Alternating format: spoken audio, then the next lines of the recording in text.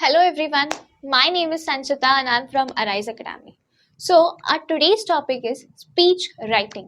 Writing skills का सबसे ज़्यादा इंपॉर्टेंट टॉपिक कह सकते हो. लेटर राइटिंग आता है, स्पीच राइटिंग आता है, रिपोर्ट राइटिंग, ये जो सारे हमें राइटिंग स्किल्स है, ये सारी चीज़ें हमें एग्जाम में पूछी जाती ही जाती है फॉर 5 मार्क्स. तो चलिए समझते हैं कि स्पीच राइटिंग होता क्या है एंड लेट्स लुक कि मार्किंग स्कीम कैसी होती है, उसके किस तरीके से स्पीच राइटिंग को मार्क्स दिए जाते हैं. And also one example we'll take of speech and we'll discuss on it. Okay, so what is speech writing? Speech writing होता क्या है? तो स्पीच राइटिंग में हम क्या करते हैं ना, हमारे जो भी थॉट्स है, यू कैन से स्पीच यानी भाषण. जैसे कि हम सबको पता है स्पीच होता क्या है, तो अकॉर्डिंग टू एवरीवन स्पीच भाषण होता है.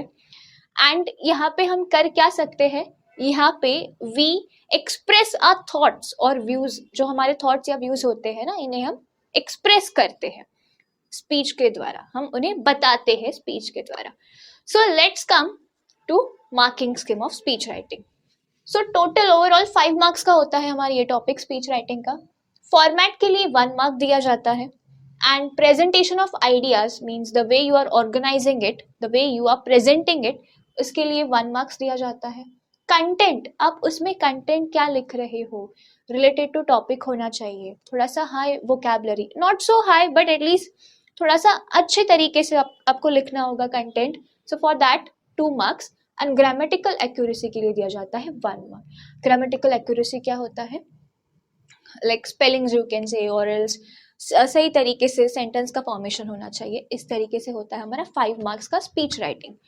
So let's look at the format. Format होता क्या है स्पीच राइटिंग का, किस तरीके से हमें स्पीच राइटिंग लिखनी चाहिए टू गेट गुड मार्क्स. सी, पहले होता है टाइटल. तो स्पीच राइटिंग में हम फॉर्मेट देख रहे हैं तो टाइटल देना पड़ता है हमें सबसे पहले, जो कि हम कुछ एडजेक्टिव लगा के we can describe the title. And बस 2 या 3 शब्दों को यूज करके हम छोटा सा टाइटल, लंबा टाइटल नहीं देना होता है, जस्ट एक छोटा सा टाइटल दे देंगे हम, बट रिलेटेड टू टॉपिक होना चाहिए. So title we gave.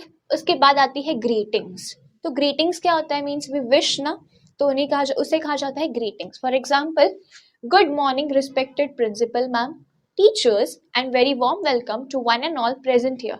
Today I am here to share my thoughts और views on the topic dash. तो यहाँ पे आएगा आपका टॉपिक का नाम, जो भी आपका टॉपिक होगा उसका आप नाम यहाँ पे लिख सकते हो. So this can be a fix, you can say fix template हो सकता है हमारा ग्रीटिंग्स के लिए. You can use this everywhere. आपको चाहे कौन सा भी टॉपिक आया हो एग्जाम में, पर आप ये फिक्स जो है हमारा ये जो टेम्पलेट आप लिख सकते हो एज इट इज ग्रीटिंग्स. इसी तरीके से सिर्फ यहाँ पे आपको आपके टॉपिक का नाम यहाँ पे पुट करना होगा. ओके, सो पहले आएगा टाइटल, उसके बाद will write greetings and then comes body. Body में para 1, para 2, para 3.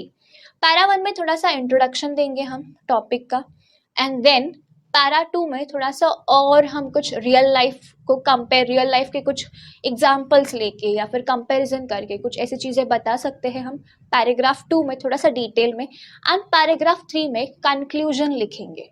Okay, if you wanted to write some advantages, so you can write advantages in para 2 or else you can also write disadvantages in para 2. तो अगर second para में हम disadvantages लिख रहे हैं तो conclusion third paragraph में हम लोग कुछ एडवांटेजेस लिखेंगे, या फिर अगर कुछ प्रॉब्लम्स के बारे में हम बता रहे हैं सेकेंड पैराग्राफ में तो थर्ड पैराग्राफ में हम उसके सॉल्यूशंस के बारे में बात करेंगे एंड कंक्लूड करेंगे by ending the topic.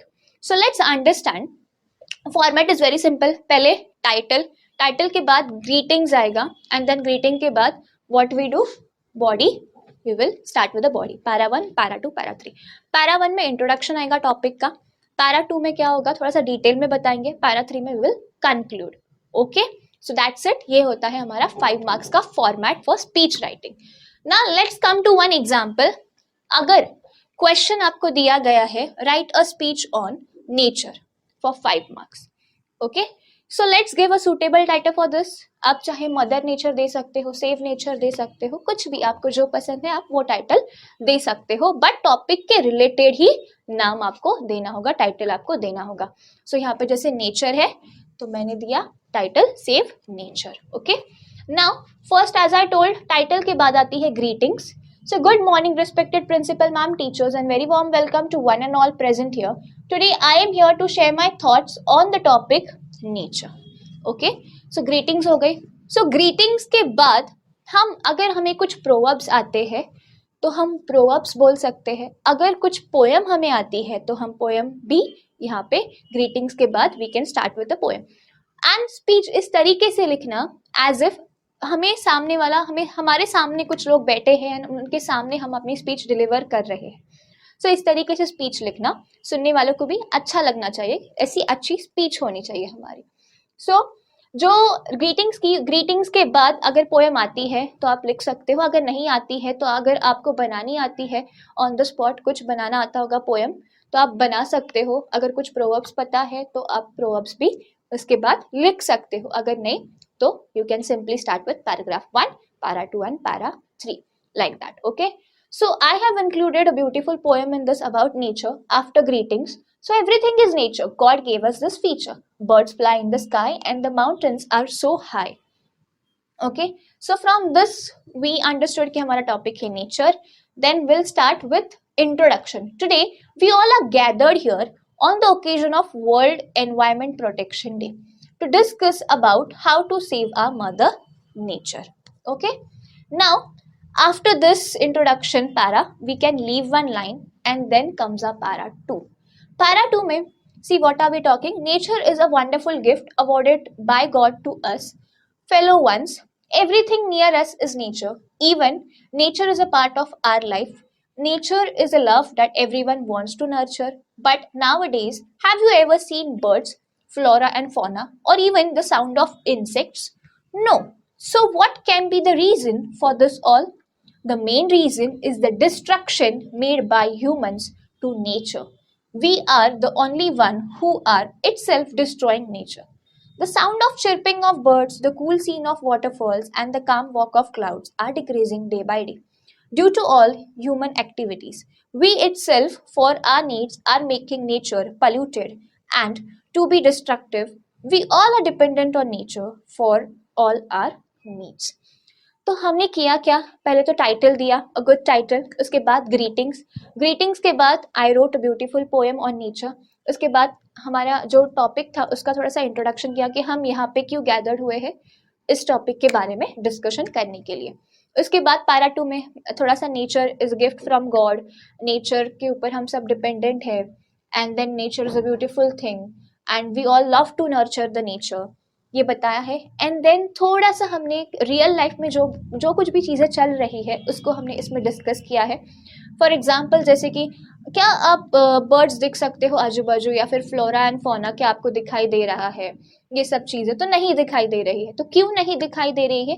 Because we humans are itself destroying the nature. So थोड़ा सा नेचर के बारे में बता के वी आर टॉकिंग अबाउट कि रियल लाइफ में अभी क्या चीज़ें हो रही है. And then we will write para 3. In para 3 we will be writing कि किस तरीके से हम इसको क्या कर सकते, किस तरीके से हम ये सारी चीजें अभी ठीक या सही कर सकते हैं, वो हम para 3 में लिखेंगे. And then by concluding we will end the topic here. चलिए देखते हैं हमारा next paragraph.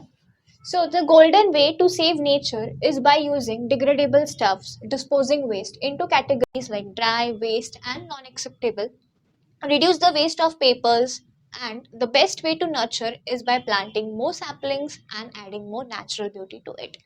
So हमने इसमें बताया है इस पैराग्राफ में कि किस तरीके से आजकल जो फ्लोरा एंड फौना है, बर्ड्स है, ये सब कम होते जा रहे हैं, क्यों होते जा रहे हैं, ये बताया हमने. And then in next paragraph हम बता रहे हैं कि हम नेचर को किस तरीके से बचा सकते हैं, क्या क्या करना चाहिए, what solutions we can do to save our mother nature. Okay, so ये बताया हमने. And then we are finally doing the conclusion. We are concluding with the speech. Hope you find the speech to be attractive, and thanks to all for allowing me to speak on this great day. Thank you. So I hope you understood this. किस तरीके से speech लिखनी चाहिए हमें to get 5 on 5. So the format you understood, marking scheme also, and I'll just revise again one more time. पहले आएगा title and then greetings, and then if you know any proverb or poem you can write, or else we can directly start with para 1, para 2, para 3. Para 1 में introduction about the topic.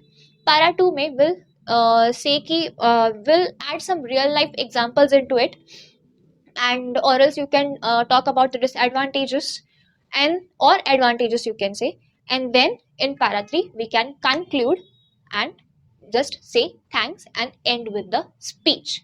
So I hope you find this useful. To write the speech you can write more examples. You can take any example on speech. For example independence day हो, republic day हो, या कोई भी आप topic ले सकते हो, and you can try to write speech on it, and if you have any queries you can comment it down. So thank you for watching our video, and please अगर अच्छा लगा हो तो like, share and subscribe करना ना भूलिए. Thank you.